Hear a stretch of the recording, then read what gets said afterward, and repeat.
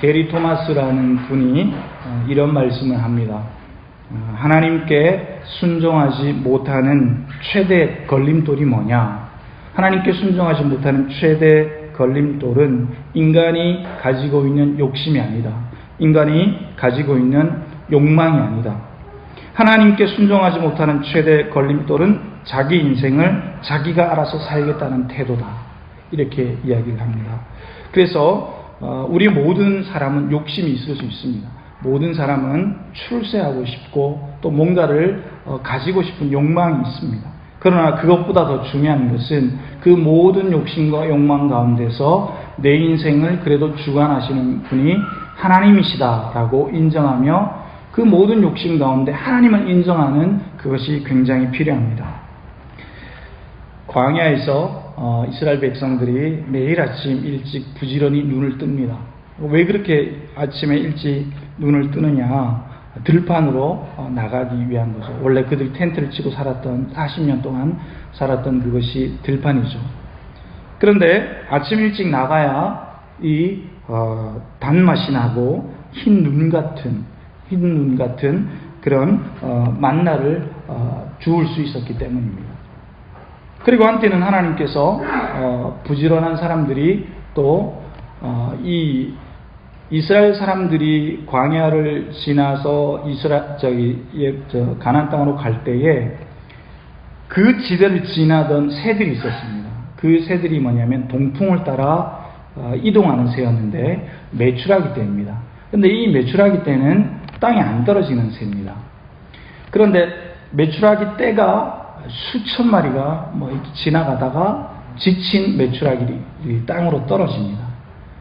그래서 하나님께서는 고기를 먹고 싶어하는 이스라엘 백성들을 위해서 지쳐 떨어지는 메추라기를 이스라엘 백성들에게 허락하시는 겁니다. 그래서 부지런한 백성들은 가서 날다가 지친 메추라기들을 요만한 새인데 그걸 잡아가지고 이제 먹는 거죠. 하나님께서는 이 40년 동안 이 작업을 계속 해주십니다. 계속 베풀어 주시는 거죠. 그리고 성경을 보면 이스라엘 백성들이 요단강을 건너서 가나안 땅을 딱 밟는 그 다음 날부터 메추라기와 만나를 딱 그치게 하십니다. 그래서 아이든지 어른이든지 노인이든지 누구든지 먹을 수 있는 양식을 40년 동안 매일매일 주신 것입니다. 가나안 땅을 밟는 바로 그 다음 날부터 하나님께서는 그것을 딱 그치게 하시죠. 그래서 매일매일 그것도 40년 동안 우리가 보통 요즘 같은 시대에 40년은 그 사람의 핵심의 가장 뜨거운 삶을 사는 시간이잖아요. 그죠? 이 40년 동안 은혜를 공급해 주셨다라는 것은 대단한 거고 40년 동안 은혜를 베풀어 주시니까 이스라엘 사람들에게는 가지는 마음의 태도가 뭐냐면 그냥 매일 아침 나가면 메추라기가 있고 또 매일 아침에 가면 이 만나가 있기 때문에 그것이 당연하다고 생각했습니다. 40년 동안. 그래서 우리는 하나님께서 우리 각 가정에게 베풀어 주신 은혜가 매일매일 공급해 주면 가만히 있어도 나라에서 나에게 돈을 내 통장에 돈을 준다면 요즘 이제 기본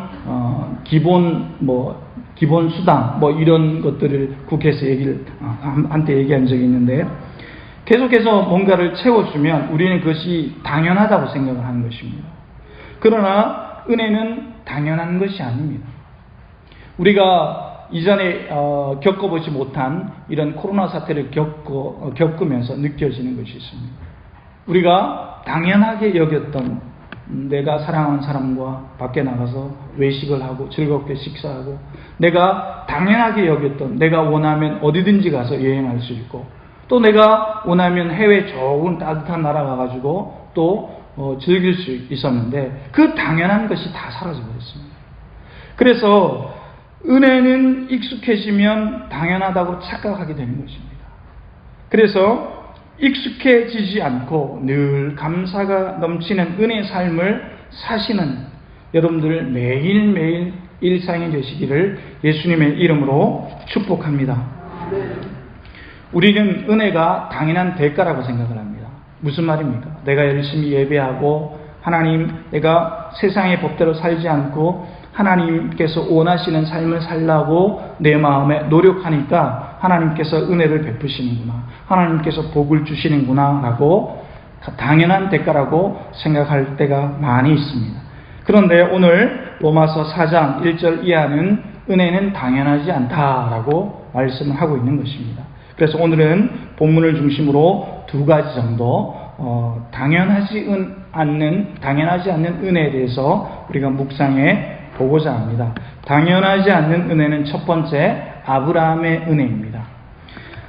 우리는 하나님 앞에 내가 이렇게 열심히 공로를 쌓았기 때문에, 하나님을 위해서 착한 일을 했기 때문에, 공덕을 쌓았기 때문에 하나님께서 나에게 그 복을 주는 거다, 대가를 주는 거다, 싹을 주는 거다라고 그렇게 생각을 할 때가 많이 있습니다. 그러나 하나님이 우리를 보시는 것은 우리의 노력이 아닙니다. 왜냐? 하나님이 보시기에 인간은 너무나 많고 인간은 너무나 하찮은 존재이기 때문입니다. 하나님이 보시는 것은 우리 각 사람의 중심을 보시는 겁니다. 하나님이 보시는 것은 우리 마음에 하나님을 향한 마음의 회개를 하고 있느냐, 그것을 보시는 것입니다. 2절을 우리가 다 같이 한번 읽어보겠습니다. 2절이 어떤 내용인지를 이렇게 생각하면서 4장 2절을 다 같이 한번 읽어보겠습니다. 시작.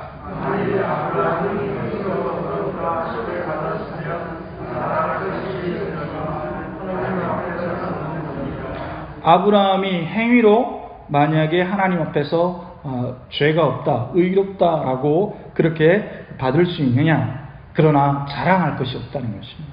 하나님 앞에서는 자랑할 것이 아무것도 없다. 유대인들은 아브라함 하면 절대적인 믿음의 조상입니다. 우리나라의 이순신과 같은 그런 존재죠. 절대적으로 한 번도 전쟁에서 지지 않는 그런 바로 이순신과 같은 존재입니다. 그래서 믿음의 조상 하면 무조건 아브라함인 것입니다. 그런데 아브라함은 실수투성이 사람입니다. 한때 아브라함이 자신의 아내를 누이라고 속입니다. 사람들이 혹시 아내라고 그러면 뺏어갈지도 모르니까.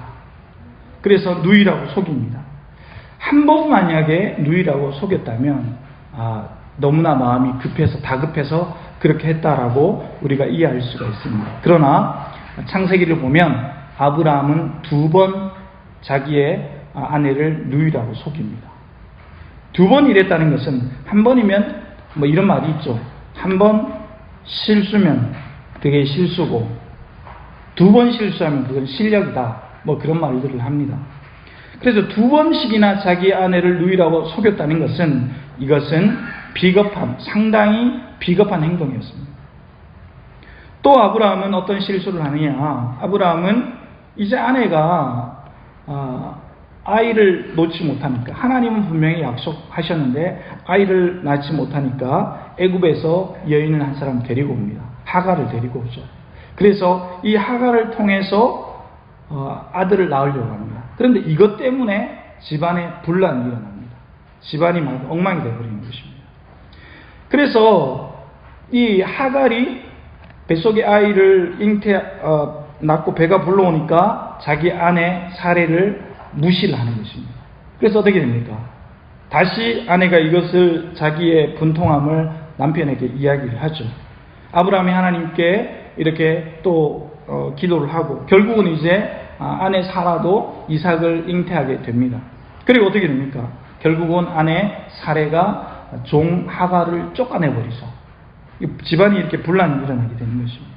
하나님의 약속을 끝까지 믿지 못한 아브라함이었던 것입니다. 그리고 아브라함은 100세가 되어서야 하나님의 역사를 경험하게 되는 것입니다. 자, 그러면 이렇게 실수투성인 사람을 어떻게 믿음의 조상이라고 떠받칠 수 있을까? 너무 우상한 거 아니야? 라고 할 수 있잖아요. 이렇게 실수투성이고 자기 아내를 아내가 아니라고 그러고, 자기 아내라고 그러면 뭐 불이익을 받으니까 이렇게 얘기를 했던 것입니다. 자랑할 것이 결코 없었다는 것입니다. 오늘날에 만약에 우리가 이제 아브라함이 우리와 함께 살고 있고 사회적으로 굉장히 높은 지위에 있고, 그런데 자기 아내를 아내라고 말하지 못하고 뭐 누이라고 속였다라고 그러면 사회적인 도덕적으로 문제가 있어서 욕을 먹을 것입니다. 그런데 오늘 성경은 그 부분을 말하고 있지 않습니다. 뭐가 중요하냐? 3절이 그 답인데 3절을 다 같이 한번 읽어보도록 하겠습니다. 3절 시작. 성령이 무엇을 말하느냐? 아브라함이 하나님을 믿으되 아버지 이삭에게 이름으로 여기기가 시작이라. 여러분, 중요한 것이 뭡니까? 여러분들 볼펜이 있으면 아브라함이 하나님을 믿었다, 여기 동그라미 치셔야 됩니다. 별표를 한 3개 정도 해야 됩니다. 아브라함이 하나님을 믿었다. 그러니까 아브라함의 삶을 아무리 뒤져봐도 실수투성이고 아내를 누이라고 2번이나 속이고 또 하나님의 약속을 믿지 못하고 애굽에서 애굽 여인을 데려와서, 애굽 여인을 데리고 온다는 게 무슨 말입니까? 애굽 여인을 데리고 온다는 것은 애굽에 그가 믿는, 하갈이 믿는 신을 데리고 온다는 의미가 숨겨져 있는 거거든요. 그래서 어떻게 합니까? 그것은 아무것도 효력이 없어. 내보일 명함거리가 안 된, 이력서에 쓸 게 없다는 겁니다. 그런데 아브라함이 하나님을 믿었다. 이거 하나예요. 아브라함이 하나님을 믿으니까 그것을 의롭다 여겼다는 것입니다. 하나님이 우리를 보시고 무엇을 보시느냐?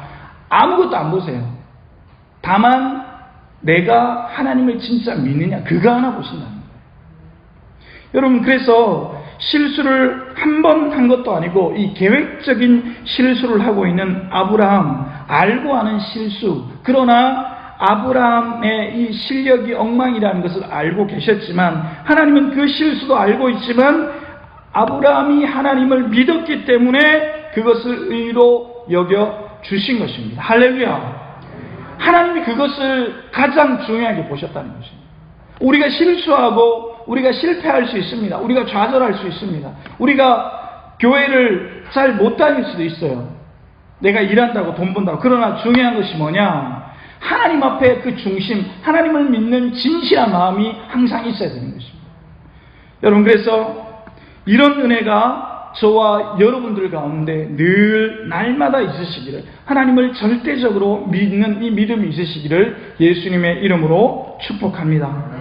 여러분, 4절을 우리가 다 같이 읽어볼까요? 4절 시작. 일하는 자에게는 그 삭이 은혜로 여겨지지 아니하고 보수로 여겨지거니와. 그래서 일하는 사람은 내가 일했기 때문에 오후가 되면 5시가 되면 당연히 싹을 달라고 합니다.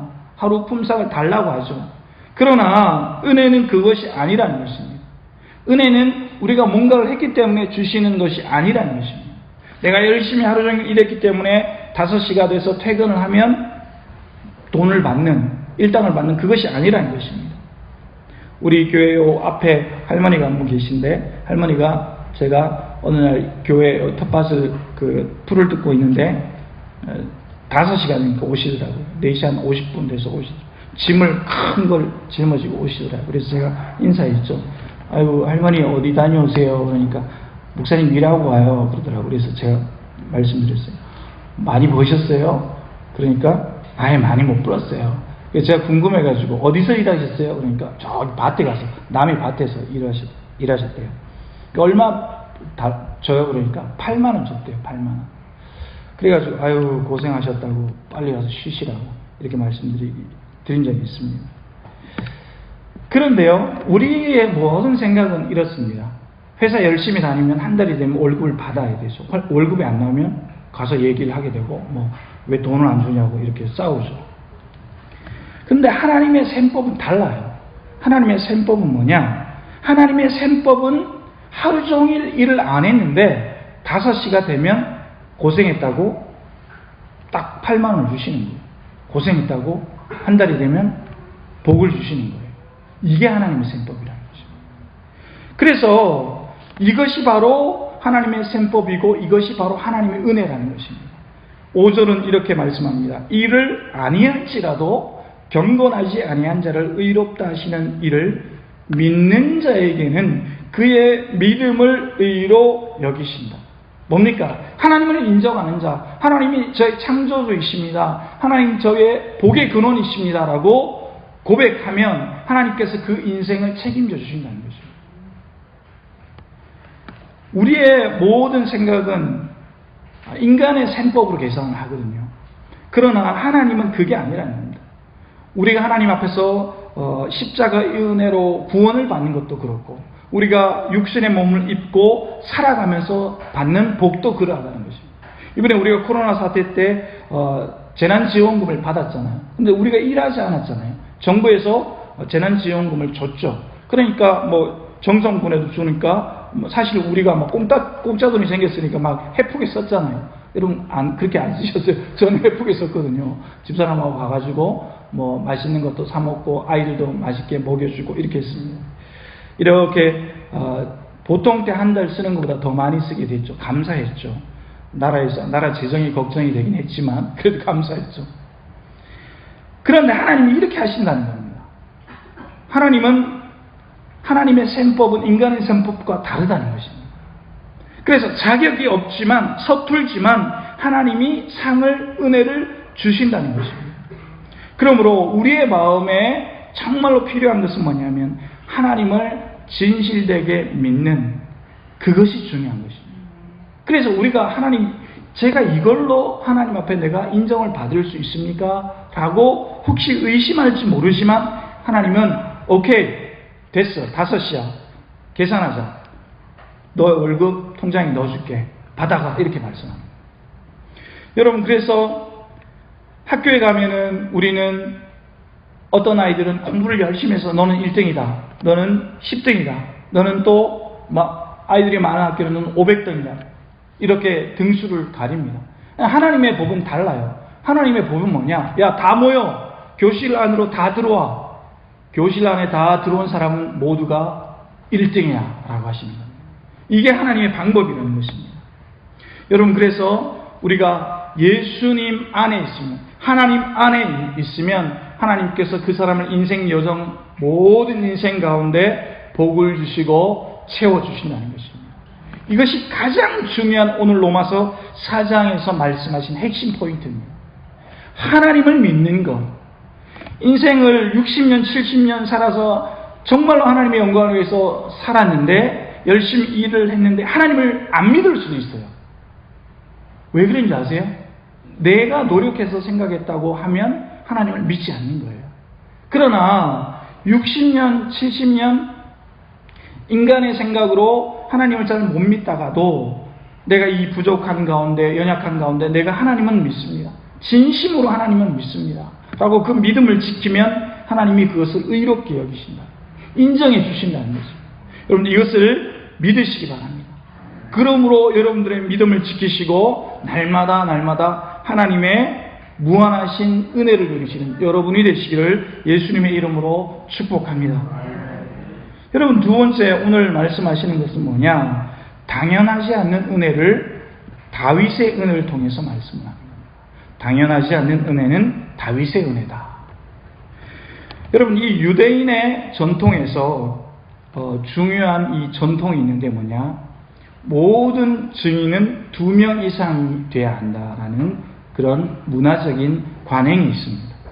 그래서 바울은 오늘 로마서를 쓰면서 2명의 증인을 얘기를 하는 겁니다. 첫 번째는 아브라함을 얘기했고 두 번째는 다윗을 이야기를 하는 겁니다. 그래서 바울은 교육을 많이 받았죠. 아주 그 당시에 굉장히 많이 교육을 받은 사람이죠. 랍비들이 이런 방법을 많이 썼습니다. 2명의 항상 증인을 통해서 항상 얘기를 했죠. 오늘 시편 32편 1, 2절을 인용해서 오늘 말씀을 하고 있습니다. 7절을 한번 다 같이 한번 읽어보도록 하겠습니다. 7절 8절입니다. 시작.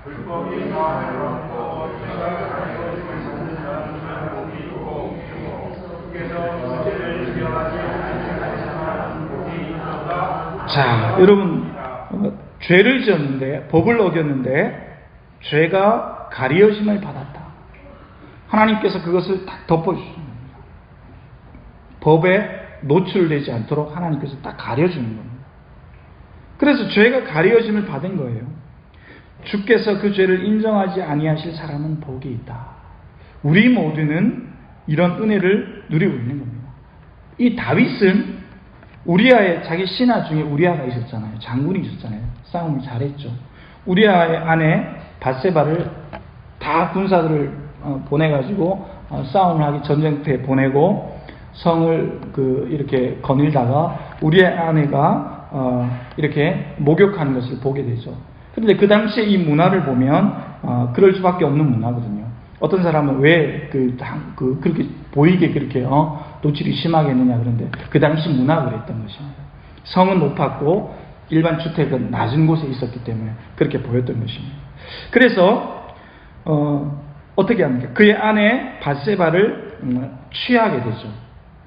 우리아를 전쟁터 맨 앞에 서게 해가지고 죽게 만들죠.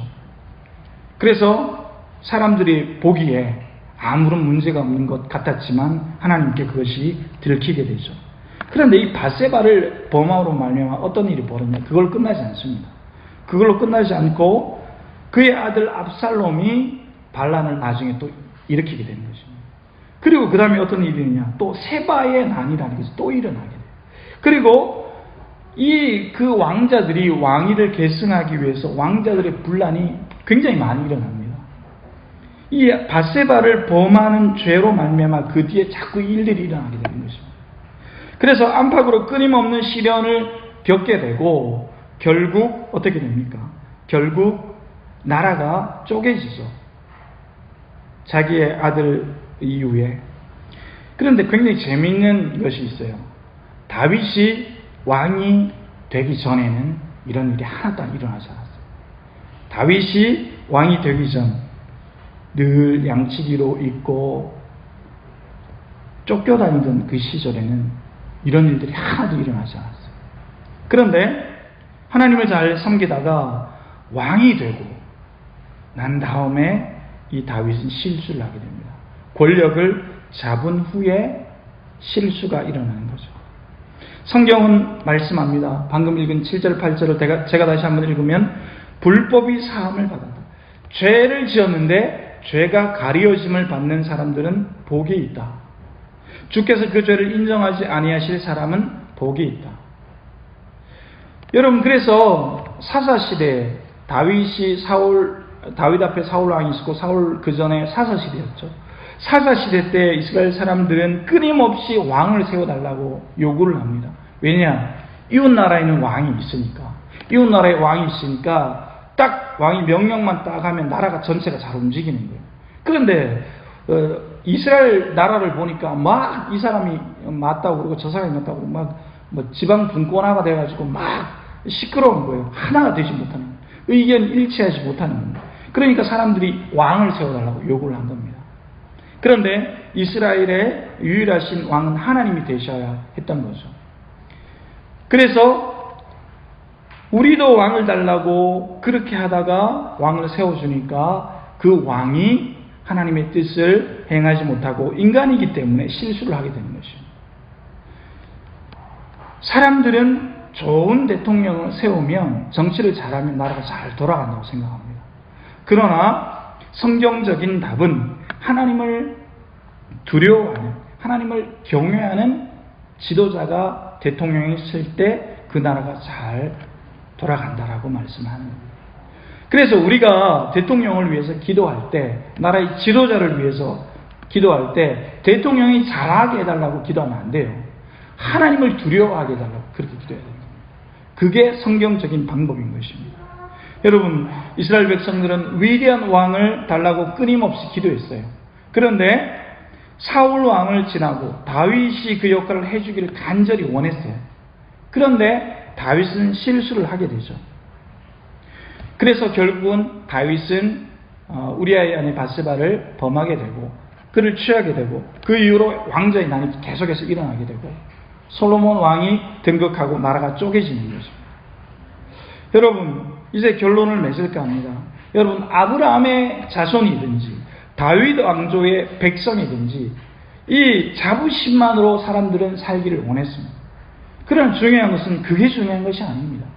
하나님을 두려워하는 그 중심에 하나님을 경외하는 믿음이 있어야 하는 것이고 하나님을 두려워하는 그 마음이 있어야 하는 것입니다.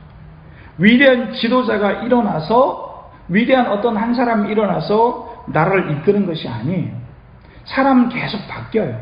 우리는 역사를 통해서 그것을 잘 알아요. 뭐 멋진 사람이 일어나가지고 나라를 끌고 가는 게 아니에요. 하나님을 두려워하는 사람이 일어나서 좋은 이 리더십을 가진 사람이 되는, 그 사람이 하나님의 영광을 드러내는 것입니다. 여러분, 그래서 가장 중요한 것은 아무 대가 없이 용서를 주시는, 나라를 기억해 주시는 하나님을 믿는 믿음을 가진 사람이 일어나는 것입니다.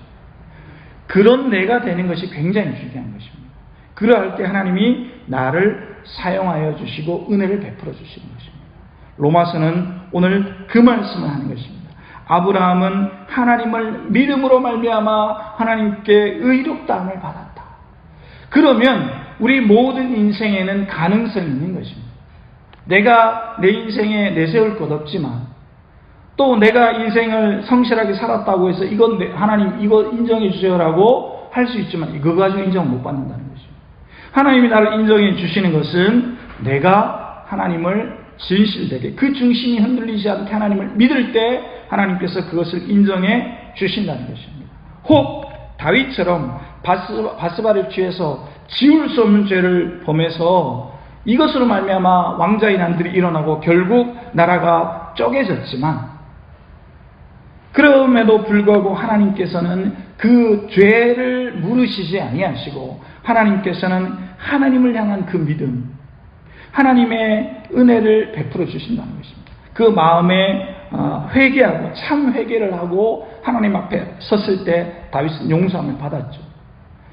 아브라함이 실수투성이었지만 하나님을 믿었기 때문에 그를 의롭다라고 인정해 주신 것입니다. 여러분, 모든 제자들은 공로 없이 구원을 받을 수가 있습니다. 공로가 없지만 하나님을 믿기 때문에, 자랑할 것이 없지만 우리 모두는 하나님을 믿기 때문에, 하나님께 회개하는 마음이 있기 때문에 구원을 받는 것입니다. 여러분, 이번 한 주간 이것을 깊이 묵상하시고, 우리가 하나님 앞에 설 때는 모든 인생에 했던 것이 다 소용없습니다. 우리가 인생을 성실하게 살아야 하지만 그것 가지고 하나님 앞에 설 수 없는 것입니다. 우리의 중심, 하나님을 믿는 믿음으로 말미암아, 그리고 다윗이 하나님 앞에 했던 자기의 죄를 고백하고 진실되게 하나님 앞에 섰을 때 그것을 하나님께서는 의로 쳐주시고 인정해 주시는 것입니다. 이번 한 주 살아가실 때 진실한 하나님을 믿는 믿음과 또 회개하는 마음을 가지시고 한 주간을 사시고 하나님 앞에 인정받는 한 주간이 되시기를 예수님의 이름으로 축복합니다.